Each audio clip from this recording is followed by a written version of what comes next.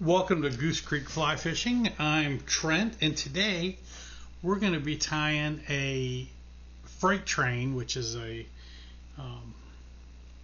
Atlantic salmon fly, or excuse me, a steelhead fly from Randall Kaufman is who came up with this. So we went ahead and start the thread, just some black thread on the hook.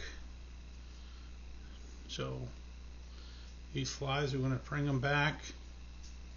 We want to start so this will have a tag of silver of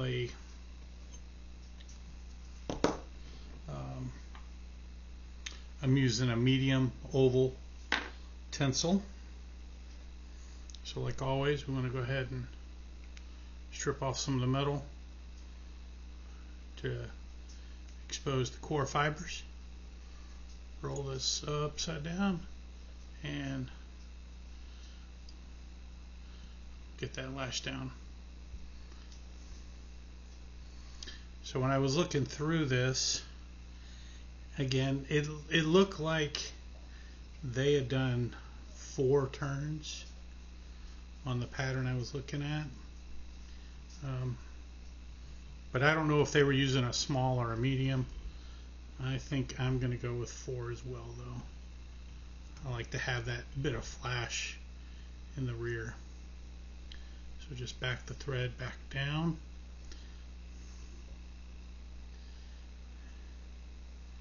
What I'm going to do is I'm going to give it a couple strips here. This is another one of those bend back eyes. So I'm going to kind of clip that. And the plan is I will strip that metal all out,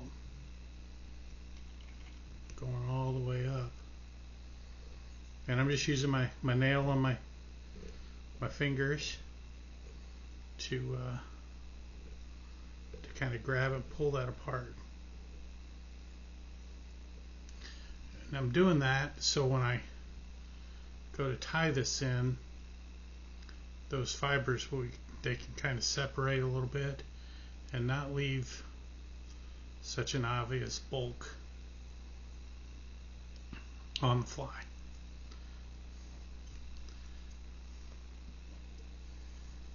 So we'll just bind that down. Most of it's under the hook, which is where I like to tie off that. Next we're going to put in a tail, and the tail on this is a purple, just some fibers off of a purple. I'm using a sloppin. You want to use a wet fly, so I'm using a nice sloppin pattern, or sloppin feather rather. And I just want to get a nice little pinch. And we'll just tail, I want it to extend just a little beyond the bend of the hook. So just a loose wrap, check placement, like where that's at. We'll come back in and really bind that down real well.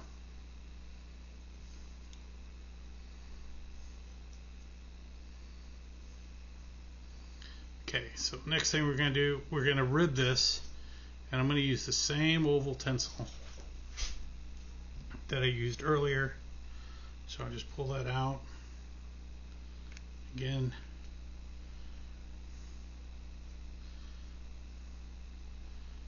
clean out to the core, and lash this down. Now I know there's people, you may even ask, may even send me a question asking why didn't I just tie it off and use the same one. I could have, and I see people do that. I personally think it gives a weird transition and a weird bump, so that's not how I do it, but it's your fly, so you should, if that's how you want to do it, you certainly can. So now we're going to tie in our floss. I just got a little wet. I got 2 strands of fluorescent floss here. So what we're going to do is I'm going to have a quarter, it'll be fluorescent orange, a quarter kind of a fluorescent red, and then the rest of that will be black chenille. So I think right about, so let's do it this way. We'll say that's half the body, and I'll wind back. That looks like about half of what I wanted. So I'm just gonna take this. If I've been thinking about it, I would have used a white thread, and that really would have helped this pop a lot more than this dark thread. So if you've seen patterns I've tied in the past where I put the white thread down first, you'll notice how much more dull this orange looks compared to those other flies, like the Undertaker or something. And granted, that's a different color as well, but so there is a quarter in the orange. We're just going to come up to about here.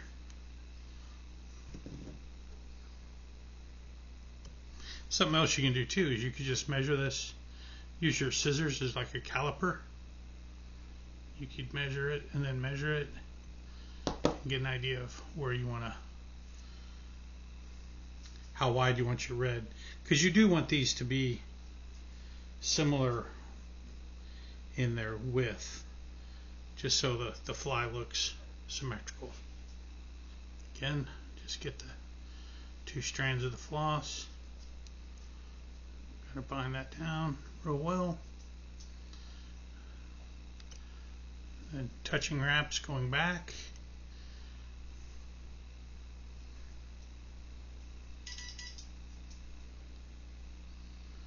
Like so.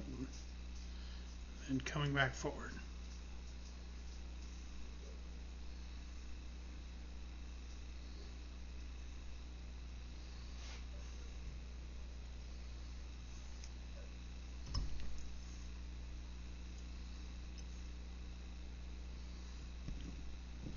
Just clip off that excess.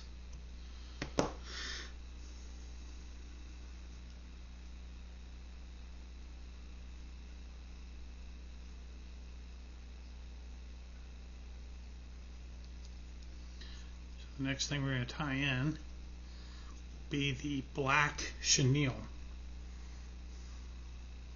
And I've went ahead and cleaned it off.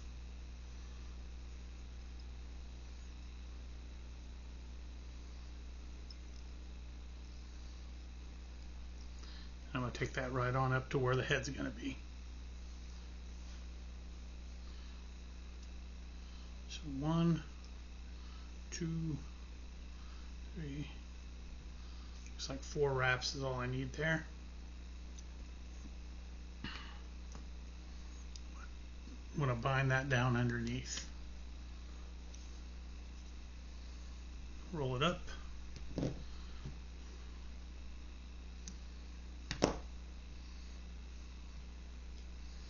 Next thing we'll do is go ahead and put the rib on.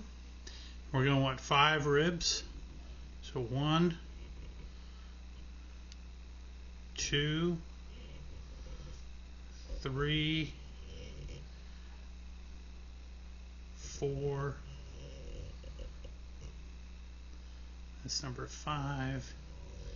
We'll just come underneath, tie it off.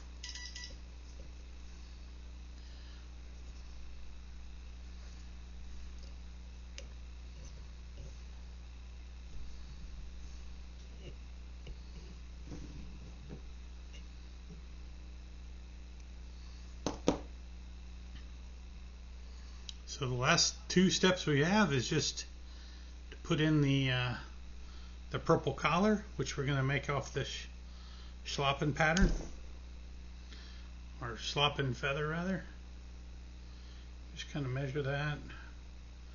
We don't want it crazy long going back.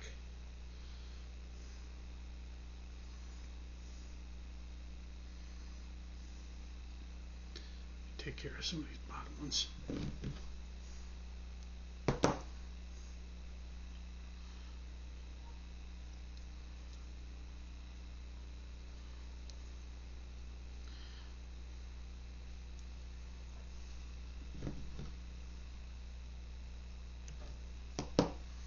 And a little bit of hackle pliers.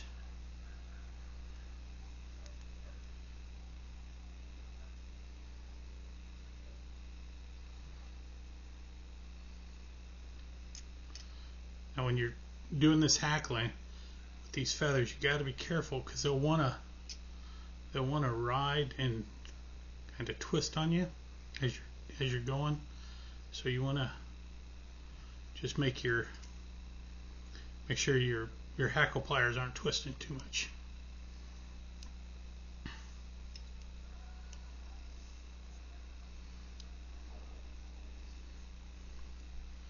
So right there, and then we'll just clip off that excess real quick. Now we just bring everything back.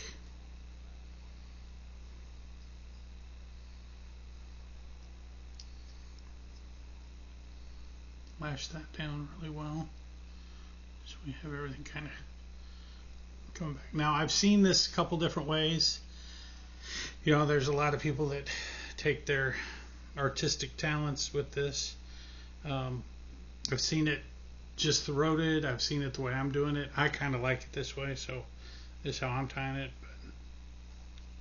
And for the wing, I'm using a kip tail or a calf tail.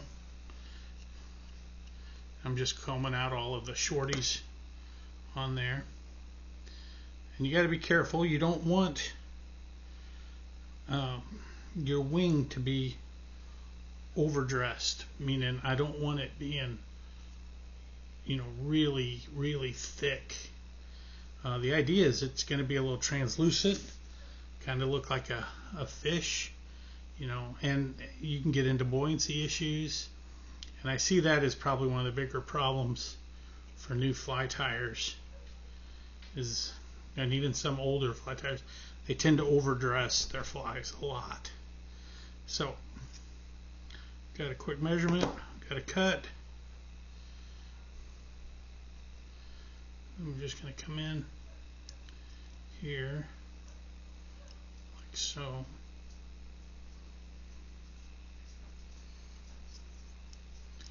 And we're just going to wrap us in a nice head.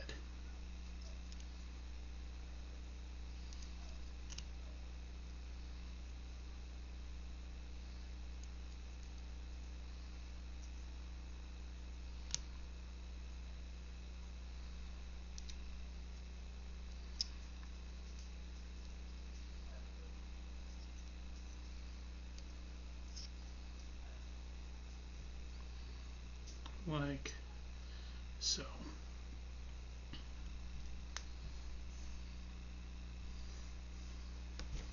Grab my whip finish tool. Oh, see, my thread just broke as I was pulling to whip finish. So that's not a good sign. Go ahead and rethread my bobbin.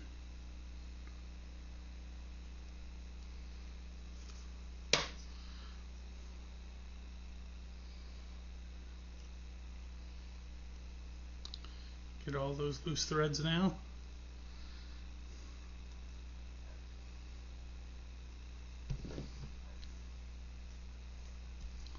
Clip that one. I can see another one right here.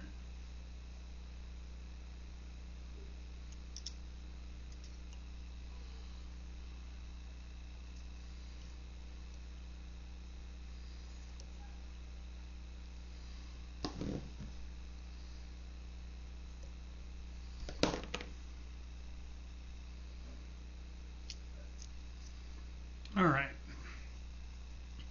now we're ready to whip finish.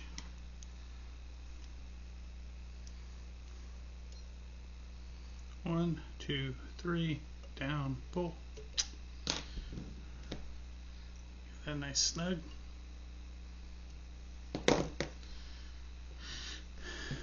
And we'll just hit this with a little bit of black lacquer.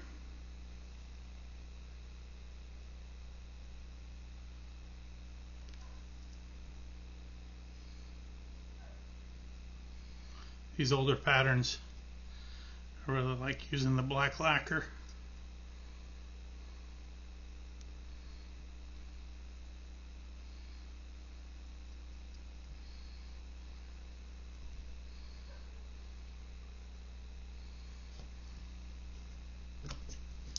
And there we have it, the freight train.